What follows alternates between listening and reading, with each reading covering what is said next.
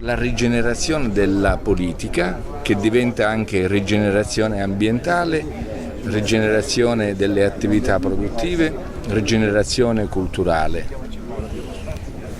Noi non abbiamo bisogno di inseguire i miracoli, abbiamo la materia prima, abbiamo quello che ci serve.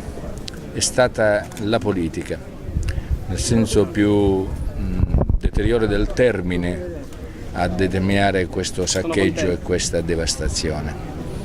Poiché siamo arrivati al punto di non ritorno, occorre invertire la rotta, occorre ricominciare da capo, occorre risvegliare le coscienze da questa sorta di anestetizzazione che il Partito Democratico e Crocetta hanno determinato negli ultimi anni.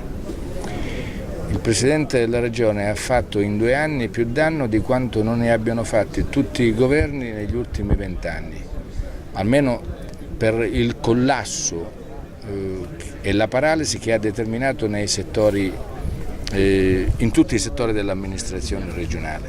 E siccome la Sicilia nella sua maggioranza morale non è e non si riconosce, non è di sinistra e non si riconosce nel Partito Democratico, noi lanciamo un appello a tutta la gente di buona volontà, andando oltre il centrodestra, perché riteniamo che in questo momento gli egoismi dei partiti debbano cedere il passo ad un progetto civico che metta assieme talenti, speranze, risorse, energie, onestà e impegno antimafia.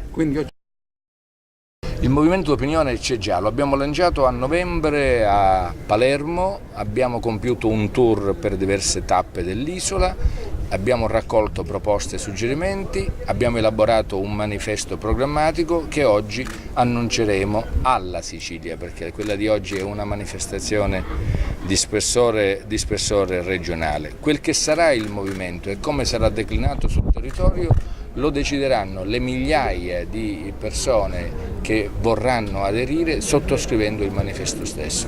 Io credo che non ci sia bisogno di un nuovo partito in questo momento, ci sia bisogno di una politica che restituisca il diritto alla speranza ai siciliani.